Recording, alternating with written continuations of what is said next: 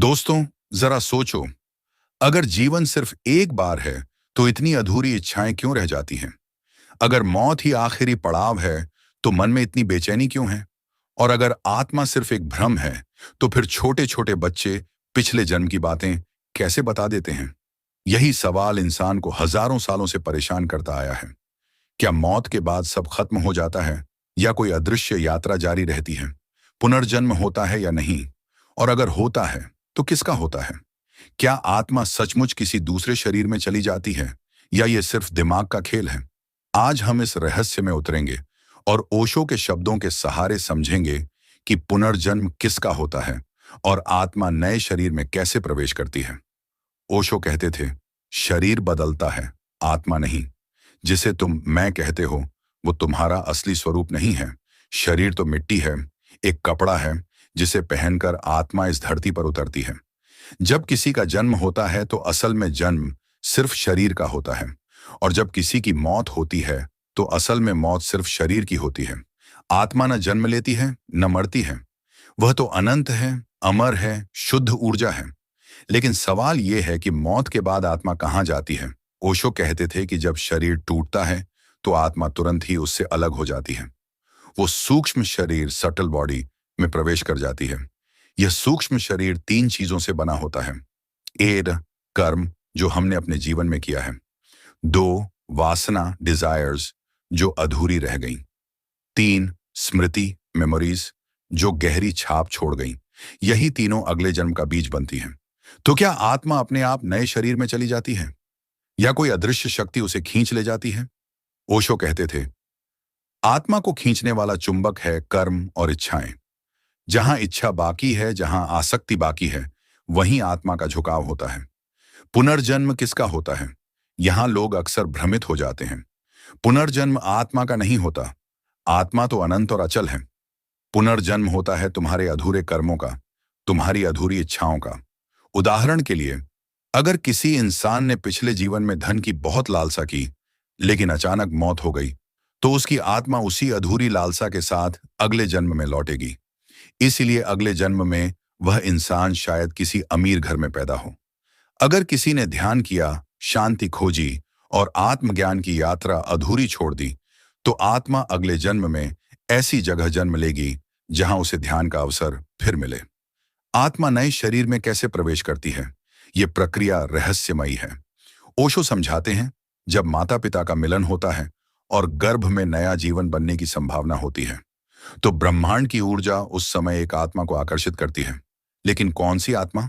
वही जिसका कर्म और इच्छाएं उस जगह की परिस्थिति से मेल खाती हों। इसे ऐसे समझो जैसे रेडियो की तरंगें होती हैं। हवा में अनगिनत तरंगें हैं, लेकिन तुम्हारा रेडियो उसी को पकड़ता है जिसकी फ्रीक्वेंसी उससे मैच करती है। ठीक वैसे ही गर्भ भी एक तरंग उत्सर्जित करता है, और जिस आत्मा की तरंग उससे मेल खाती है वही उसमें प्रवेश करती है।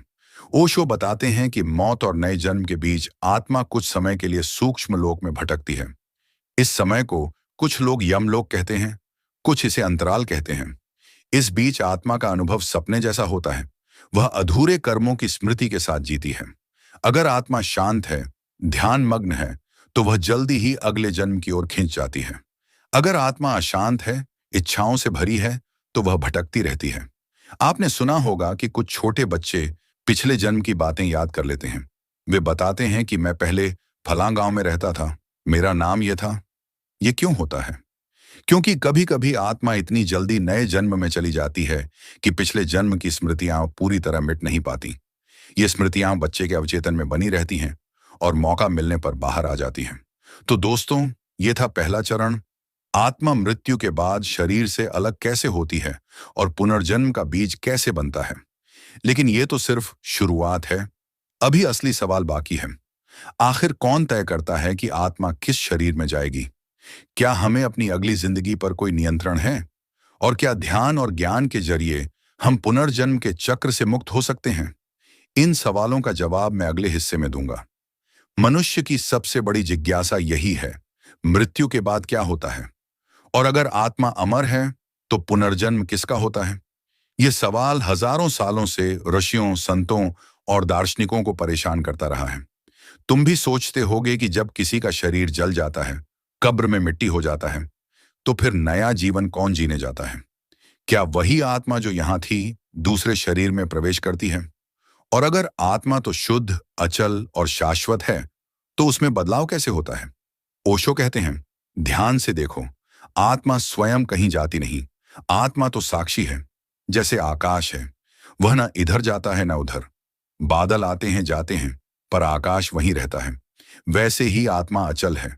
जो यात्रा करता है वह आत्मा नहीं है, वह तुम्हारा मन है, तुम्हारी स्मृतियां हैं, तुम्हारी इच्छाएं हैं। इन्हीं इच्छाओं का बोझ आत्मा के चारों ओर एक सूक्ष्म शरीर बनाता है। जब तुम मरते हो तो स्थूल शरीर यानी यह हड्डियों, मांस और खून से बना शरीर टूट जाता है।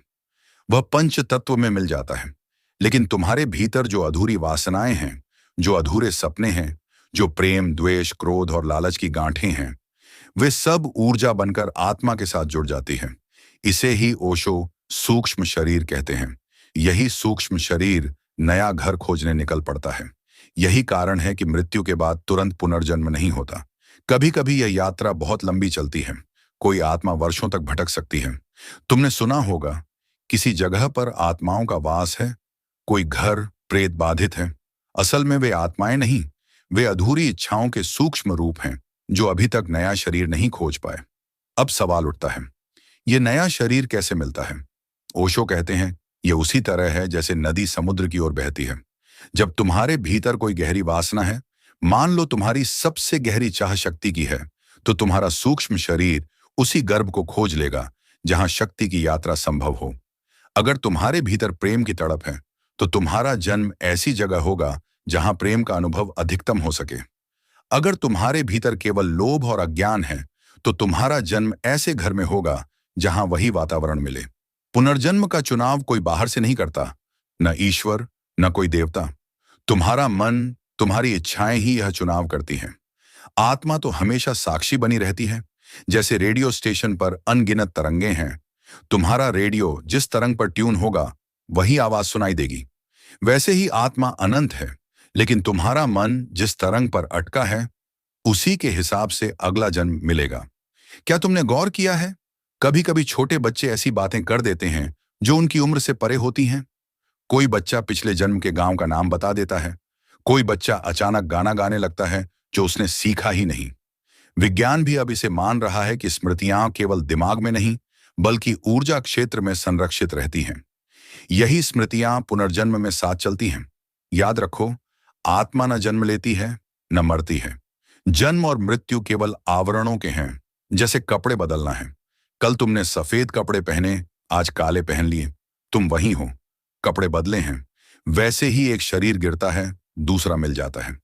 लेकिन सवाल यही है, क्या तुम हमेशा कपड़े बदलते ही रहोगे, या किसी दिन नग्न होकर आत्मा के शुद्ध स्वरूप में जाग जाओगे?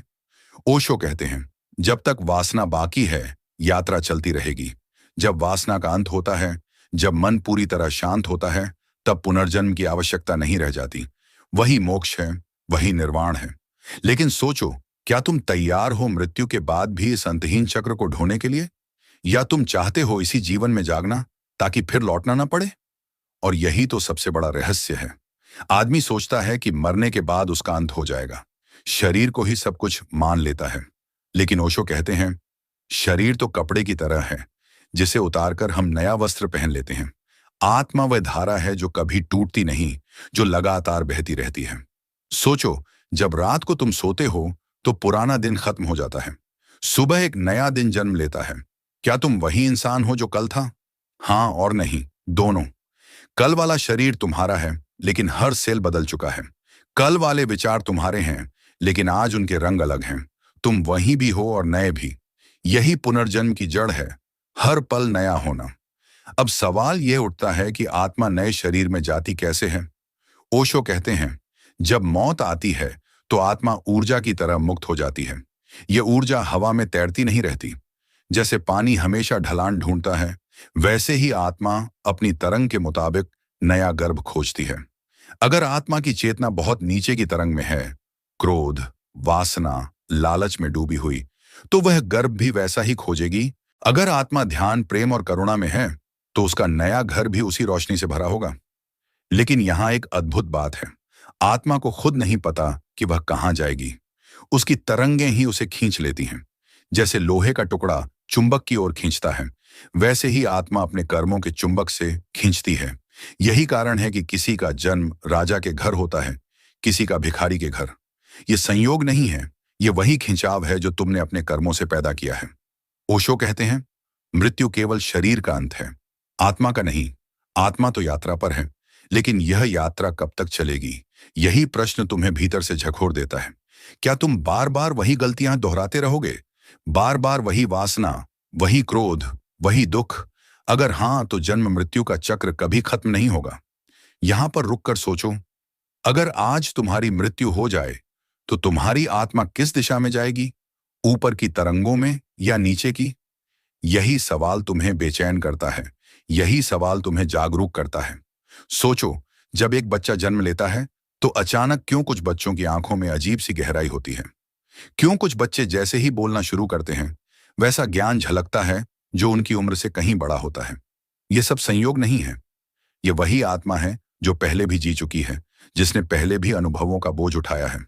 ओशो कहते हैं, तुम्हारे जन्म के साथ ही तुम्हारा अतीत तुम्हारे भीतर आ जाता है।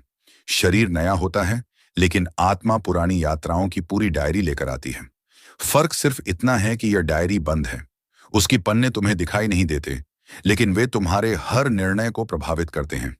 कभी तुम किसी अनजान जगह जाते हो और लगता है कि यह जगह मैंने पहले देखी है, या कभी किसी अनजाने इंसान से मिलते हो और अचानक लगता है कि यह तो अपना ही है। ये सब वही अतीत की स्मृतियां हैं जो आत्मा अपने साथ लेकर घूमती है। अब सवाल यह है कि आत्मा शरीर में प्रवेश कैसे करती है? ओशो कहते हैं, गर्भ एक द्वार है। जब स्त्री गर्भवती होती है तो उस क्षण लाखों आत्माएं आसपास मंडराती हैं।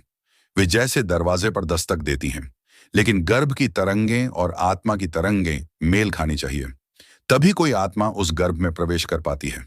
यह मेल बहुत सूक्ष्म है, इसलिए हर आत्मा हर गर्भ में नहीं जा सकती।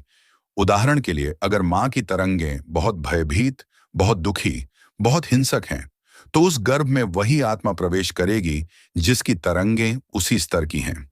अगर मां प्रेम से भरी है, ध्यान में है, तो वहां उच्चतर आत्मा जन्म लेगी। यही कारण है कि संतों की आत्माएं हमेशा विशेष गर्भ चुनती हैं। लेकिन यहां एक रहस्य और है, आत्मा खुद चयन नहीं करती, आत्मा खिंच जाती है। जैसे धुआं हमेशा ऊपर जाता है और पत्थर हमेशा नीचे गिरता है। कोई चुनाव नहीं है, ये उसकी प्रकृति है। आत्मा भी अपनी कमाई हुई प्रकृति से खींचती है, और यही जगह है जहां आदमी फंस जाता है। क्योंकि जब तक आत्मा खींचती रहेगी, वह बार बार नए शरीर लेती रहेगी।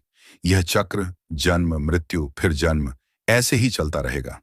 ओशो कहते हैं, यह चक्र तब टूटता है जब आत्मा पूर्ण सजग हो जाती है, जब वह खिंचाव को पहचान लेती है और कह देती है, अब बस, यही है मुक्ति, मोक्ष। मुक्ति का अर्थ है अब आत्मा को कहीं जाना नहीं है, अब उसे किसी गर्भ की तलाश नहीं करनी है, अब वह शुद्ध आकाश में विलीन हो गई है। लेकिन सोचो, क्या तुम इसके लिए तैयार हो? अगर अभी मौत तुम्हारे दरवाजे पर आ जाए तो क्या तुम तैयार हो कहने के लिए, अब मुझे कहीं और नहीं जाना? या तुम्हारे भीतर अभी भी अधूरे काम, अधूरी इच्छाएं, अधूरा प्रेम बाकी है? यही अधूरापन तुम्हें फिर से वापस खींच ले आएगा। आत्मा क्यों लौटती है? ओशो कहते हैं, इसका कारण है तुम्हारी इच्छाएं। जब तक इच्छाएं पूरी नहीं होती, आत्मा चैन से नहीं बैठ सकती। मृत्यु के क्षण में जो तुम्हारे भीतर सबसे गहरी चाह बची होती है, वही तुम्हें खींचकर नए गर्भ में ले जाती है। सोचो, अगर किसी आदमी को पैसे की लालसा है तो मरते वक्त भी उसकी आंखें रुपयों की चमक देख रही होंगी। ऐसी आत्मा फिर वैसा ही जीवन खोजेगी जहां दौलत की तलाश जारी रख सके। अगर किसी आदमी को सत्ता चाहिए, सम्मान चाहिए, तो वह आत्मा फिर उसी गर्भ में जाएगी जहां यह खेल जारी रह सके। अगर किसी को प्रेम अधूरा रह गया तो वही अधूरी प्यास उसे अगले जन्म में खींच ले जाएगी। यानी जन्म किसी संयोग से नहीं होता, वह तुम्हारी अधूरी कहानी का अगला अध्याय होता है। इसीलिए तुम देखते हो, कोई जन्म लेते ही बहुत अमीर परिवार में आता है और कोई सड़क किनारे भूखा। कोई बच्चा जन्म से ही संगीत में निपुण होता है और कोई पढ़ाई में भी कमजोर। यह अन्याय नहीं है, यह वही हिसाब है जो आत्मा अपने साथ लाई है। ओशो कहते हैं, मृत्यु एक दर्पण है। जैसे ही तुम मरते हो, तुम्हारा पूरा जीवन फिल्म की तरह सामने गुजरता है। उसी फिल्म के अंतिम दृश्य में जो अधूरापन जलता है, वही तुम्हारा अगला जन्म तय करता है। इसलिए मृत्यु ही असली चयन का क्षण है। लेकिन यहां ध्यान दो, अगर मृत्यु के समय तुम पूरी सजगता में हो, अगर तुमने अपने जीवन में ध्यान का अभ्यास किया है, तो तुम उस अधूरेपन को पहचान सकते हो। तुम कह सकते हो, हाँ, अधूरापन है, लेकिन मैं अब इस खेल में नहीं उतरूंगा। उस क्षण आत्मा मुक्त हो जाती है। मगर ज्यादातर लोग मरते समय बेहोश होते हैं। दवाइयां, दर्द, डर सब मिलकर उन्हें अचेत कर देते हैं, और अचेत आत्मा अपने अधूरेपन से खींचकर फिर नए गर्भ में गिर जाती है। यही पुनर्जन्म है। अब जरा कल्पना करो, तुम मर चुके हो, शरीर चिता पर पड़ा है, सब रो रहे हैं, लेकिन तुम्हें अब भी सुनाई दे रहा है, क्योंकि आत्मा तुरंत शरीर से दूर नहीं जाती। कुछ समय वह आसपास मंडराती रहती है, और फिर अचानक एक खिंचाव, एक सुरंग जैसी रोशनी, और तुम खिंचते चले जाते हो। कहां? उसी गर्भ की ओर जहां तुम्हारी तरंगें मेल खा रही हैं। यही है पुनर्जन्म का रहस्य। अब सवाल यह है कि आदमी इस चक्र से कैसे बाहर निकले। ओशो कहते हैं, सिर्फ एक उपाय है, ध्यान। ध्यान तुम्हें सजग बनाता है। ध्यान तुम्हें मृत्यु के समय भी जागृत रख सकता है। और अगर तुम जागृत रहे, तो तुम्हारी आत्मा को कोई खींच नहीं सकता। यही कारण है कि बुद्ध ने कहा, मरते समय सजग रहना, यही असली परीक्षा है। अगर तुमने जीवन भर ध्यान सीखा है, तो मृत्यु तुम्हारे लिए उत्सव होगी। तुम देखोगे कि आत्मा शरीर से निकल रही है, और तुम मुस्कुरा रहे हो, क्योंकि अब तुम्हें लौटना नहीं है। सोचो जरा, अगर आत्मा बार बार जन्म लेती है, तो फिर क्यों हमें अपने पिछले जन्मों की याद नहीं रहती? ओशो कहते हैं, यह भी अस्तित्व की बड़ी चालाकी है। अगर तुम्हें पिछले जन्म की सारी यादें बनी रहती, तो तुम नए जीवन को कभी नहीं जी पाते।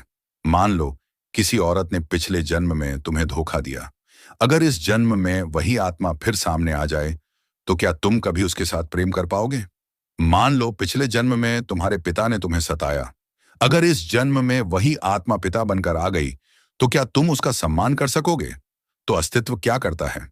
वह तुम्हें नया शरीर देता है, लेकिन पुरानी यादें मिटा देता है। बचपन के पहले 5 साल तक कुछ झलकियां बचती हैं। इसलिए कई बच्चे अपने पिछले जन्म की बातें कर जाते हैं। धीरे धीरे जैसे ही नया मस्तिष्क विकसित होता है, सब यादें धुंधली होकर खो जाती हैं। लेकिन आत्मा सब याद रखती है। वह एक रिकॉर्ड की तरह है, जिसमें हर जन्म की हर अनुभूति दर्ज रहती है। बस फर्क इतना है कि तुम्हारे पास उसकी चाबी नहीं है। ध्यान वही चाबी है। ओशो कहते हैं, अगर कोई गहरी साधना करे, तो उसे अपने पिछले जन्म साफ साफ याद आ सकते हैं। इसीलिए कई संत अपने शिष्यों से कहते हैं, यह पहली बार नहीं है जब हम मिले हैं, हमने पहले भी यात्रा की है। अब यहां असली सवाल खड़ा होता है, क्या यह चक्र कभी खत्म होता है? हाँ, जब आदमी पूरी सजगता में जीता है, जब उसके भीतर कोई अधूरापन नहीं बचता, तब आत्मा कहती है, अब बस, यही है मोक्ष, यही है मुक्ति। फिर आत्मा किसी नए शरीर में नहीं जाती। वह अस्तित्व की विराट ऊर्जा में विलीन हो जाती है, जैसे बूंद सागर में मिल जाए। सोचो, अगर तुम इस चक्र से बाहर निकल सको तो न कोई जन्म, न कोई मृत्यु, न कोई दुख, न कोई अधूरी प्यास, सिर्फ आनंद, सिर्फ शांति। और यह संभव है। यही ओशो का संदेश है। लेकिन एक चेतावनी भी है, अगर तुम अचेतन जीवन जीते रहोगे, तो यह चक्र चलता रहेगा। तुम बार बार जन्म लोगे, बार बार वही गलतियां करोगे, बार बार वही दुख झेलोगे। क्या तुम सचमुच यही चाहते हो? इसलिए आज ही जागो, ध्यान सीखो, हर क्षण को पूरी जागरूकता से जीना शुरू करो, क्योंकि मृत्यु किसी भी क्षण आ सकती है, और वही क्षण तय करेगा कि आत्मा कहां जाएगी। ओशो कहते हैं, मृत्यु को टालना संभव नहीं है, लेकिन सजगता को चुनना संभव है, और जिसने सजगता चुनी, उसने अमृता चुन ली। अब यह निर्णय तुम्हारे हाथ में है। क्या तुम बार बार लौटना चाहोगे, या इस जन्म में ही मुक्ति की ओर कदम बढ़ाओगे? अगर यह रहस्य तुम्हें छू गया है, तो इस संदेश को औरों तक पहुंचाओ। लाइक करो, शेयर करो, और चैनल को सब्सक्राइब जरूर करो, क्योंकि हो सकता है यह वही ज्ञान हो जिसकी किसी और आत्मा को इस जन्म में तलाश है।